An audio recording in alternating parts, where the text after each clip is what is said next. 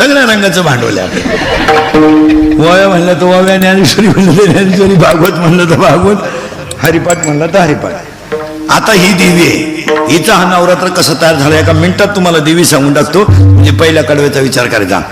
आता महिला म्हणलं पहिला एक गोठाळा काढून टाका. ही तुळजापूरची, कोल्हापूरची, माहूरगडची, वणीची, लिंबाखालची सगळ्या देव्या एकच. तिथं काही पाटोळ्याची आणि खाताळ्याची वस्तीची एकच.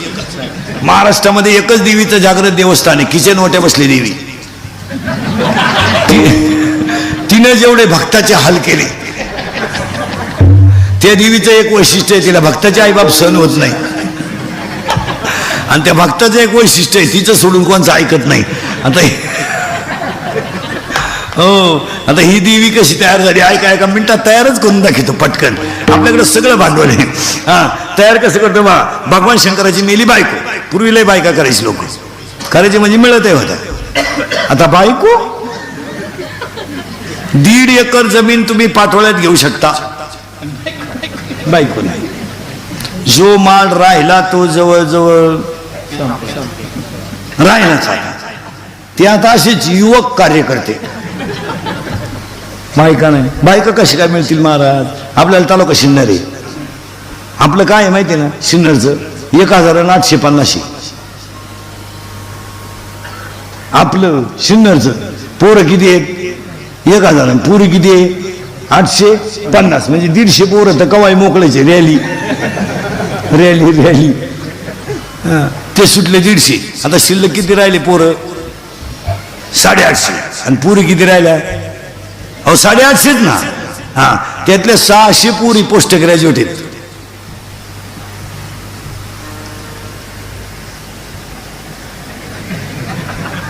आणि 200 पोरं 12वी नापास आहेत.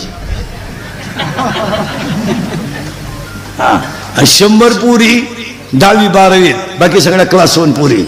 मग आता पोरगी तहसीलदार आहे, त्या मापात पोरगा आहे का तुमच्या आख्या गावात? नाही. मग तुमच्याकडे नवरदेव आहेत कोणता? तुम्ही आता एकच सीझन आहे महाराज. पोरांनो पाया पडतो, पुढच्या वर्षी 2020ला लग्न नाहीत. 2020 साली लग्न तिथी नाही ते पुढच्या वर्षी. का नाही माहिती आहे? शुक्राचा असतंय ना, अधिक महिना आहे, 25च तिथी आहे पुढच्या वर्षी. अजून 2 महिने लग्न आहे. जेवढे जमतील येतील त्याला हा म्हणा. इडी बैरी मुखी भले पहिले तिला 2 पोर आहे चालतील. मग आता काय सांगता. आणि एवढा सीझन गेला ना तुम्ही जवळजवळ. आणि हा भ्रम डोक्यातून काढून टाका बा. नोकरीवाल्यालाच लोक मुली देतात. आता तेही दिवस राहिले नाही. आता लोक म्हणतात नोकरीला आहे, पण नोकरी किती दिवसाची आहे. आता नाही, आता ते दिवस गेले. आता एकच पर्याय लग्न न झालेल्या पोरांना, मोबाईलच्या स्क्रीनला कोणता तरी फोटो ठेवणे, झोपायच्या टायमाला पाहणे, झोपणे. नाही झोप आली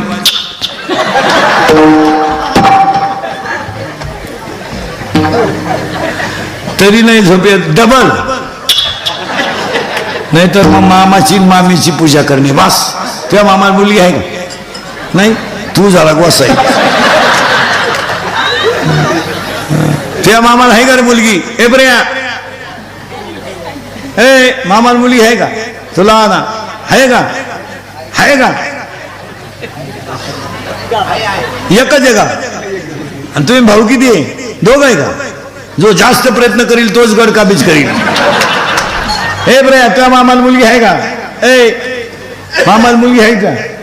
नाही का? मामाच लगीन झालं नाही. मामाच मोकळा त्या मामाला आहे का?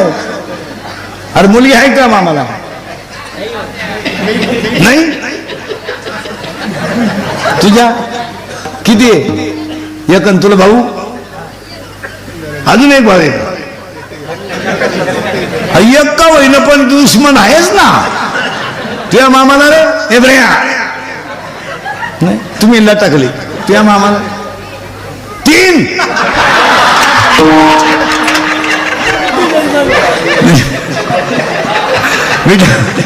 माझं कीर्तन ऐकल्यावर सुधरत नाही माणसाला काही. एकटाच हसतो घरी गेलो 2-3 दिवस. चला थोडं पुढं. तुम्ही पुढे जायचंच कवा. शंकराची मेली बायको, इथं होतो आपण, तुम्ही काय काळजी करायची नाही. ते काही रडलं बिडलं नाही, टीव्हीला पट्टी बिट्टी नाही दिली, काय नाही दिली, काय नाही दिली, काय नाही दिली. त्यानं भजनच सुरू केलं रामाचं, कारण पठ्या भजन कोणचं करतो, बस शंकर गुतले भजनात. माणसं मारायची झाली बंद, माणसंच मारायला. मग वर माणसं जाईना ना शंकर भजनात गुतल्यामुळं. मग वरच्यानी मिटिंग घेतली, खालून माणसं वर येईन का. मग खालचे म्हणले वा वरचे म्हणले वा शंकर गुतलाय भजनात, आणि जिथं भजन चालतं तिथं या मला जाता येत न जावे तयाच्या. मग म्हणले आता काय करा, शंकराला द्या बायको करून. हे म्हणले शंकराला बायको करून देता येईल भाऊ, पण उठवाया कोण जाईल. जो गेला तो अजून गावात आला नाही, कोण गाठ घेईल. मग हे आले शंकराकडून, शंकराला हलवलं. शंकर म्हणले बोला. हे म्हणले आपलं काय म्हणणं नाही भाऊ, यांच्या संग आलोय. हेच म्हणले तुम्ही बायको करावा अशी आमची इच्छा आहे. शंकर म्हणले मी बायको करायला नाही म्हणलो का बाबा, पण मला बायको द्यायला उठलाय कोण. कोणचे दिवस फिरली नवरदेव. पूर्वी असा नियम होता महिला मंडळ, मुलीचं लग्न बापानं जमवायचं, आणि ज्या घरात बाप देईल त्याच घरात मुलीनं नांदायचं, असा नियम होता. आता पोरीचं लग्न बापाला व्हॉट्सअपला माहिती झालं, त्याला गुड्डी गेली का काय. तिच्याही म्हणली गुड्डी सारखी दिसते, नाही नाही गुड्डीची गुड्डीचे हत्या. आता काय झालं, पोरींनी थोडासा बुद्धीचा वापर केला, आणि काल इतका वाईट आला महाराज.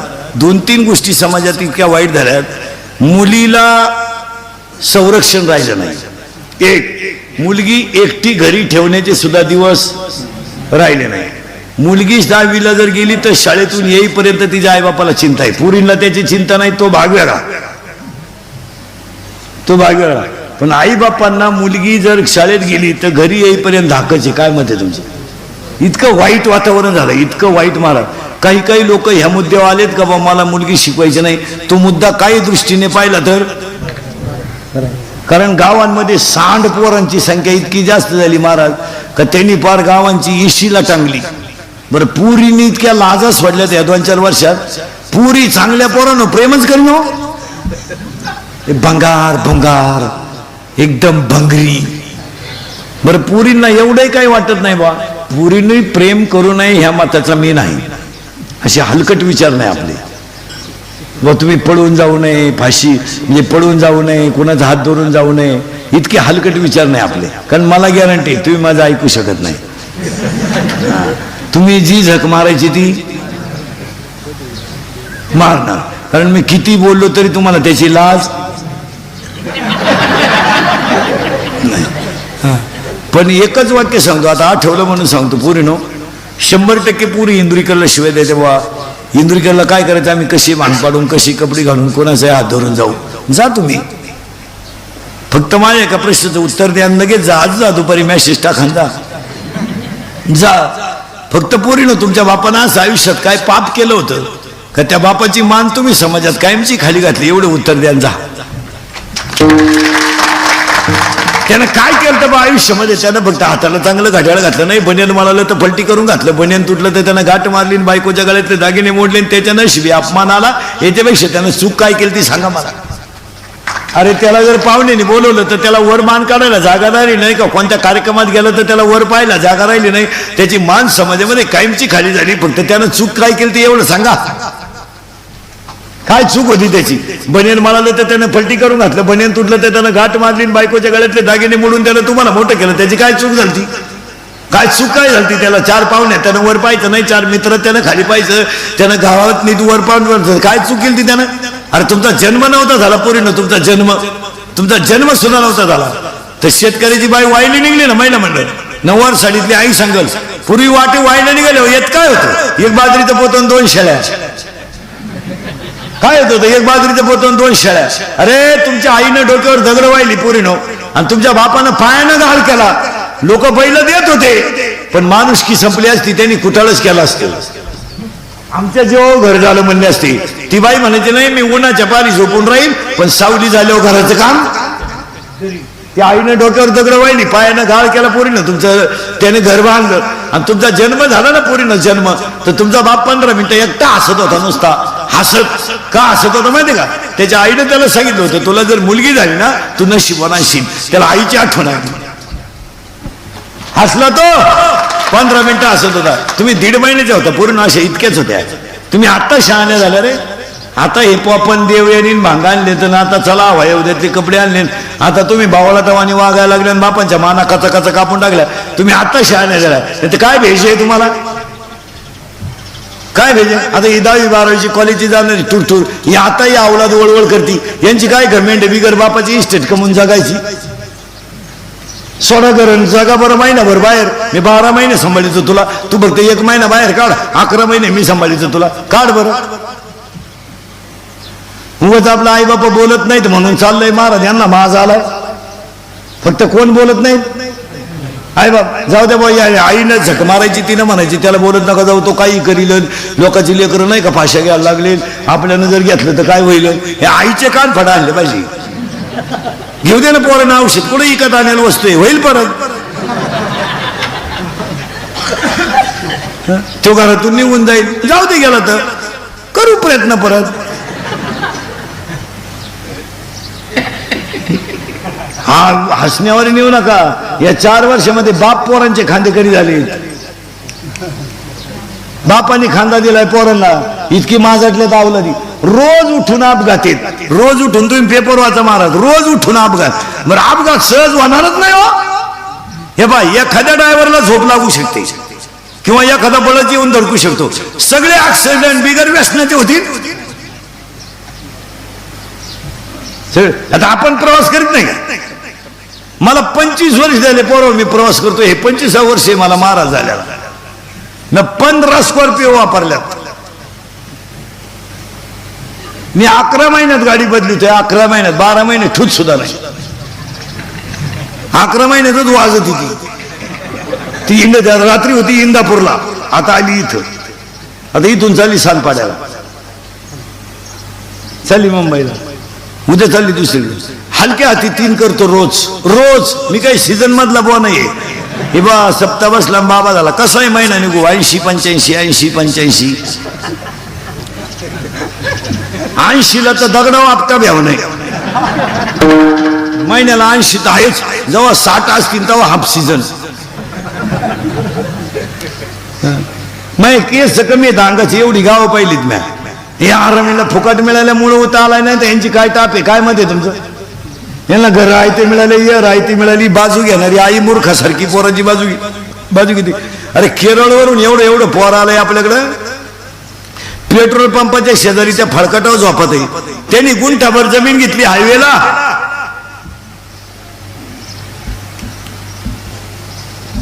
आणि आमच्याला काय रोग झालाय. माझटून गेलं तर त्यांनी क्वार्टरी प्यायचं, मोमलं धिंडायचं. फाटकावले काय करतं, चांगले लाईट बंद करून हल्ले काय ताप यांची. आणि हे निघून गेलं नाही. हे कुठं जाती नाही. पावसाळा संपल्यावर खेकडं निघत नाही. यांना कोण खातं सीझन संपले हो. आणि कोण कोणला पोसायला मोकळा आहे. पोरीनं तुम्ही 1.5 महिन्याच्या होत्या, अशा एवढ्याच होत्या. तुमची आई तुम्हाला आंघोळ घालायची तर कशी घालायची माहिती का? पाय सपाट पसरायची, त्याला पालथ झोपायची तुम्हाला, आणि बादलीत पाणी तांब्यानं तुमच्या अंगावर ओतायची. तर तो बाप तांब्यानं पाणी ओतू लागत होता आणि तुमची आई तुम्हाला झोळीत गुंडाळून ठेवायची आणि फडक्यात गुंडाळून झोळीत ठेवायची. तो तुमचा बाप झोका देत होता. तुम्ही बोलायला लागलं तर तुमचा बाप बोबडा बोलायचा. तुम्ही चालायला लागलं तर वाकून चालायचा. आणि तुम्ही रडायला लागलं तर खाली गुडघे टेकवायचा आणि हात खाली टेकून घरात घोडा व्हायचा. गोडा व्हायचा आणि तुम्ही शिकायचं. आणि तुम्ही त्याची इज्जत येशील टांगली म्हणून आमचं 10वीलाच ठरलं, आमचं 12वीच ठरलं, मी त्याची नाही तर कोणचीच नाही. उद्या लग्न ना आदल्या दिवशी पोर पडून जाते म्हणजे केवढी बिनडोकपणा आहे. तुम्ही पडून जाऊ नये ह्या मताचा मी नाही.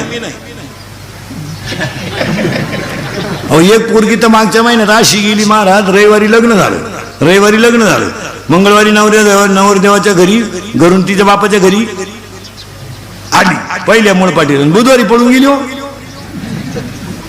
तो बाप मेला ना 7-8 लाखाला. बरं दागिन्या कपड्या सगळं गेली ती. त्या दुसऱ्या पोराचा आयता डाव लागला ना. हा विनोद नाही आहे मला. ह्या आठवड्यातून एकदा पोरगी सुद्धा फटकावली पाहिजे चांगली. तिचं दप्तर चेक केलं पाहिजे, वर्गातलं वह्या उचाकल्या पाहिजे, वह्यांच्या मागच्या पानावर पॉवरफुल गृहपाठ असतात ते एकदा वाचले पाहिजे, मोबाईल मधले पुरींचे मेसेज वाचले पाहिजे, इतके हायफाय मेसेज असतात, आईनं असा चष्मा लावून वाचले पाहिजे, मग कळलं आपल्या देवीनं किती भक्त गमावले. मुली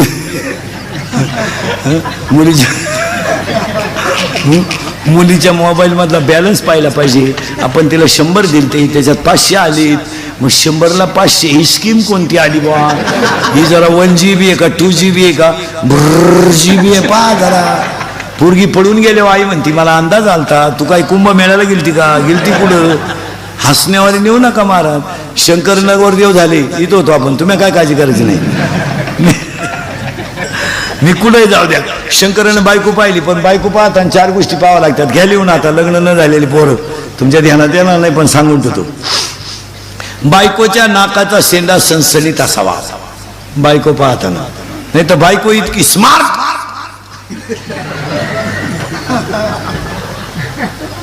आता मी सावळाय पण नाक वा वा वा वा. मग बोलता बोलता माणसं म्हणते ना, तिला माझ्या नळावर यायला काय,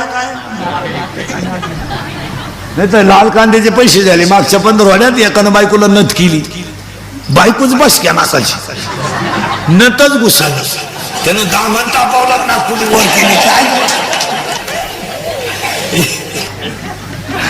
एक बायकोच्या नाकाचा शेंडा सणसणीत असावा.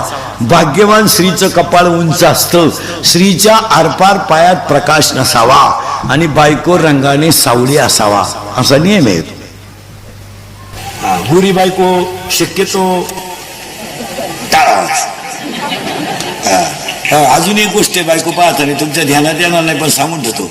आपल्या बायकोच्या डाव्या पायाचा अंगठा आणि अंगठ्या शेजारचं बोट जर अंगठ्यापेक्षा थोडं पुढं लांब असेल, ज्याच्यात आपण जोडवं घालतो ते जर लांब असेल, तर ती बाई नवऱ्याला मरेपर्यंत ताब्यात ठेवत असते. घरी गेल्यावर घरी गेल्यावर घरी गेल्यावर घरी गेल्यावर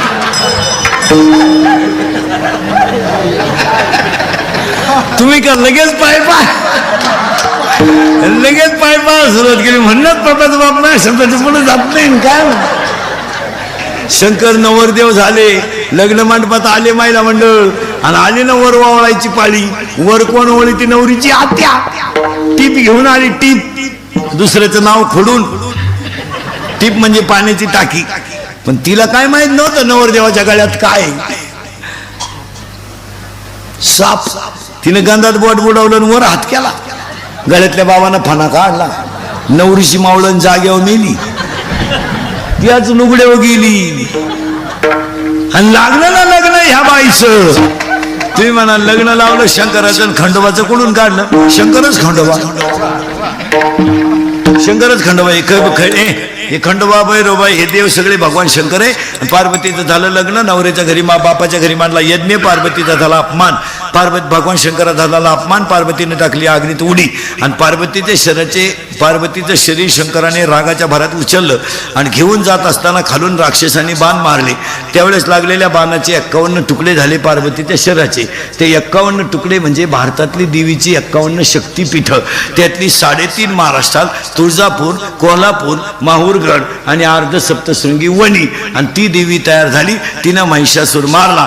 9विधा भक्ती करा, 10 इंद्रिय ताब्यात घ्या, हाच मुंजाबा नवरात्र. आणि तोच रावण मारा, आणि अहंकार नावाचा रावण मारण्यासाठी पहिली भक्ती करा. ब्रह्मा घालीन लोटांगण, वंदीन चरण, डोळ्यानं पायीन रूप तुझे. आणि ह्या जगामध्ये सगळ्यात मोठा अलंकार आहे नम्रता. मोठ्याबद्दल आदर ठेवा. तो शिकलेला नसला तरी चालेल, पण वयामानाने वयापरत्वे माणसांशी आदर ठेवा. म्हाताऱ्या माणसांशी नम्रतेने बोला. ते उन्हानं म्हातारे झाले नाहीत, अनुभवाने झालेत. आपल्याला वाटतं आपण लय शिकेल, कोणी शिकलेल्या आणि फिकलेल्याला कोणी खात नाही. हे MA BA कोणी खात नाही. हे MA MPhil PhD कोण नाही. हे MA MPhil PhD हे कोण खातं. हे MA MPhil PhD DHM LLB DED BEd junior KG senior KG higher KG lower KG MBA DEd आणि BEd आणि आर्ट आणि कॉमर्स आणि सायन्स आणि FY MTech आणि BTech आणि DRN डिप्लोमा टर्नर आणि फिटर आणि वेल्डर आणि मेकॅनिकल इंजिनियर पॉलिटिकल इंजिनियर आणि MPSC UPSC नेट आणि शेटर pharmacy ICT agri DRN diploma MBA BN हृदयरोग तज्ञ गुडघा तज्ञ फुफ्फुस तज्ञ बाळरोग तज्ञ नेत्ररोग तज्ञ त्वचा रोग तज्ञ. आता नवीन तज्ञ आलेत आपल्याकडे, गुप्त रोग तज्ञ, रोग गुप्त गडी तज्ञ. आणि जो तज्ञ त्यालाच रोग गुप्त. कोण खातं यांना. हे जे MN FIME आले यांची नका काळजी करू. नम्रतेत देवे, नम्रतेत देवे. महिला मंडळ नुसती कीर्तन ऐकू नका. आमचा झाला सांगायचा धंदा, तुमचा झाला ऐकायचा धंदा. जरा मुलींना कंट्रोल करा. नुसत्या सासू सासऱ्याच्याच मुळावर नका उठू. बचत गट काढी 3 सासरा उपाशी मारायची बामट नाही तर. आणि पुरींचे बिघडवण्यामध्ये सगळा वाटा आईचाच राहतो. आता पुढे जाऊन सांगा, पुरीचे सगळे चाळे तिच्या आईला माहीत असतात. आया भामट्याचं सोंग घेतात. कोणती बाई कीर्तनात बसले, तुही पोर प्रेमात पडली मला माहित नाही असं म्हण, बरं बॉटवर कर बरं, मी सत्कार करतो. माहित नाही का आपली पोरगी 2-3 वेळा भांग पाडती, 1-2 वेळा पावडर लावती, 2-4 वेळा आरशापुढे उभी राहती, अर्धा तास मोबाईलवर बोलती. मग तुझ्या पोरीला काय पांडुरंगाचा साक्षात्कार हो राहिला का कानोपात्र झाली तुही पोर पांडुरंगाच्या पायावर डोकं ठोन मार राहिला. ऐ ऐ नाही तर द्या मला शिव्या बया कोणाला काय तो मी आला. मग तर 1च तासात मी येईल. तू फक्त मला शिवी देऊन तर पाय देत कर. तू फक्त मनातल्या मनात कळ ना, तू पुरी सुरी तुम्ही मला शिवी देऊन तर पा प्रयोग तर कर. नाही मिली मग बोल, तू देत खरं. हा विनोद नाही महाराज, उगाच खरं वागण्याला किंमत आहे. जाऊ द्या, माझ्या कीर्तनात एकच दोष आहे महाराज, मी बोलतो ते खरं बोलतो. थोडं कानाला वाईट आहे पण खरंय. फार भजन्यांचे खोद्यांचे पोरं फार बिघडलो.